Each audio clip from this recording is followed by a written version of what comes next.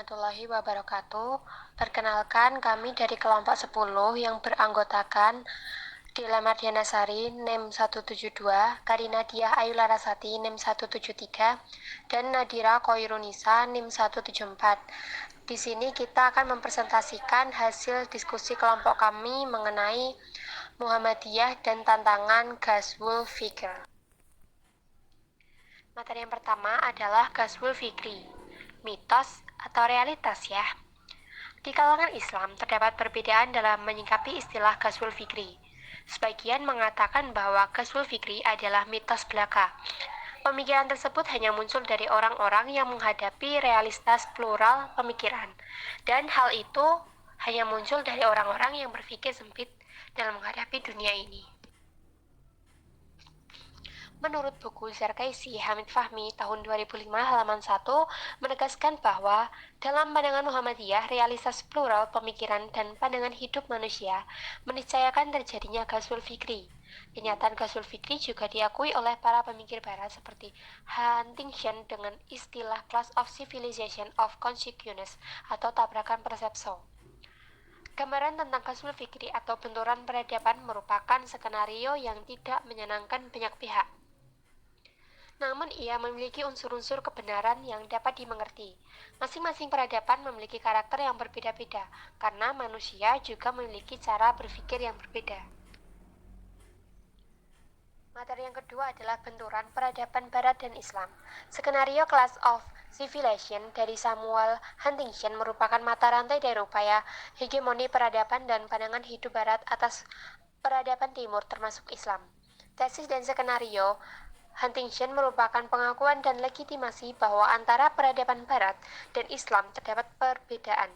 Perbedaan paradigma pandangan hidup Islam dan Barat dapat digambarkan sebagai berikut.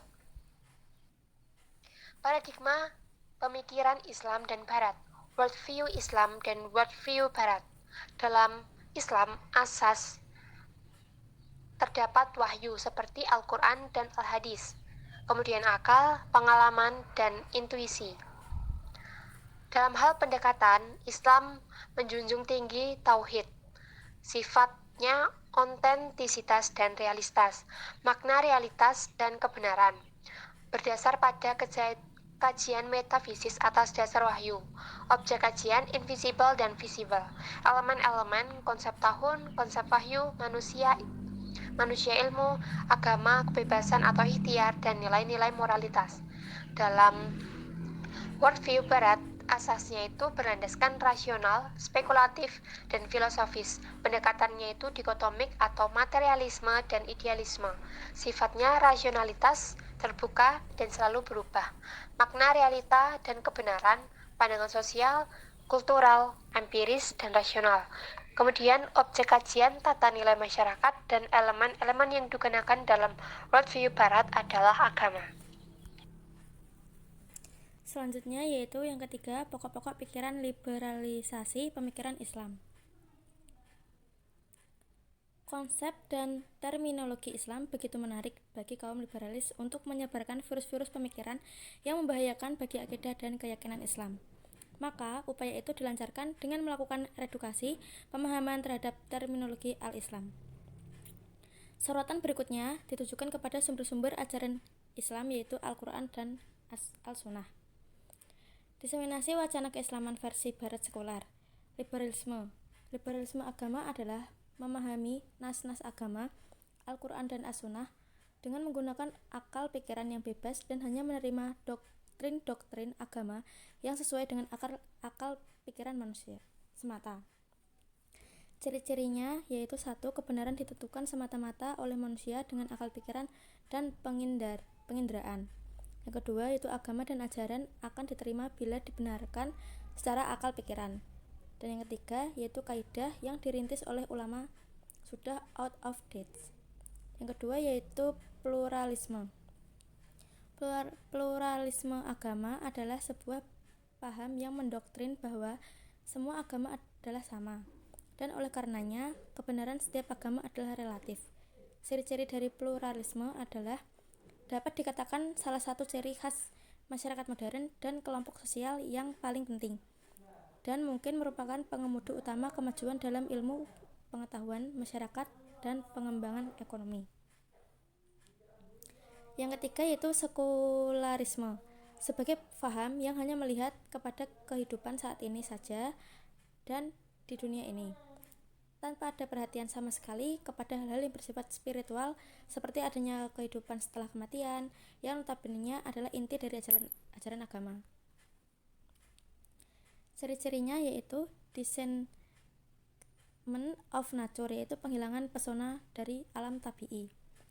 Desacralization of politics, yaitu peniadaan kesucian atau kewibawaan agama dari ranah politik. Dan yang ketiga yaitu deconsecration of value, yaitu penghapusan kesucian dan kemutlakan agama dari nilai-nilai kehidupan karena agama menjadi urusan pribadi masing-masing. Yang keempat, strategi Muhammadiyah menghadapi Ghazwul Fikri. Dalam menghadapi tantangan Ghazwul Fikri dalam berbagai bentuknya, yang paling pokok menurut hemat penulis adalah bahwa Muhammadiyah harus istiqomah dalam hidayah. Konsistensi dan komitmen yang harus tegak dalam kepemimpinan Muhammadiyah masa depan meliputi berbagai aspek yang dalam tulisan ini memfokuskan pada aspek agama, ideologi, sosial politik, dan sosial budaya. A. Konsistensi agama dan ideologi. Konsistensi Muhammadiyah sebagai gerakan tajdid fil Islam yang mencakup 1. Gerakan pemurnian pemahaman, penghayatan, dan pengamalan ajaran Islam yang berdasarkan pada Al-Quran dan As-Sunnah serta pemahaman salaf as-salih. Modernisasi dan pembaharuan bidang manajemen dan gerakan keumatan dengan tetap berlandaskan pada orisinalitas ajaran Islam mestinya tetap tegak dan tegar di tubuh Muhammadiyah dengan dipelopori oleh elit kepemimpinannya. Prinsip Muhammadiyah sebagai gerakan pemurnian pemahaman, pemikiran, penghayatan, serta pengamalan ajaran Islam merupakan prinsip yang baku yang mana harus dipegang teguh. Pengaruh liberalisme sekuler yang sedikit demi sedikit menggusur komitmen pemurnian ajaran Islam ini telah membuat Muhammadiyah lengah lalai dan terhadap nilai-nilai akidah, ibadah, muamalah, dan akhlak Islam. B. Konsistensi sosial budaya.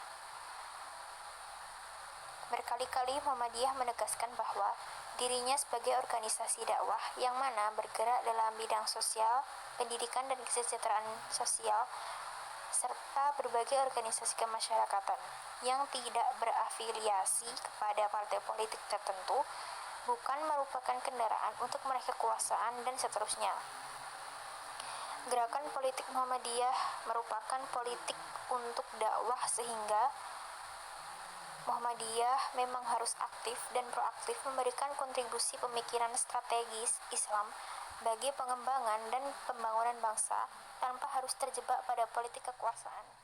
Pada dasarnya, pemimpin Muhammadiyah masa depan harus istiqomah dalam dakwah, istiqomah menggarap pendidikan Islami, dan istiqomah membina umat dengan berbagai bentuk pengajian dan kajian Islam dalam bentuk aspek kehidupan. C. Konsistensi sosial budaya.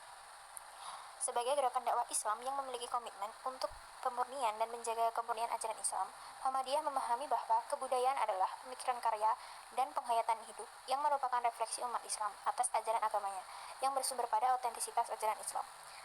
Dengan pandangan itu, Muhammadiyah memandang jika adanya pluralitas budaya atau multikulturalitas merupakan suatu kenyataan yang masih diterima, yang mana derasnya paham multikulturalisme ini dan pluralisme di dalam tubuh Muhammadiyah ditandai dengan adanya kritik tajam yang telah dilontarkan oleh kalangan internal Muhammadiyah atas konsep kemurnian agama atau purifikasi.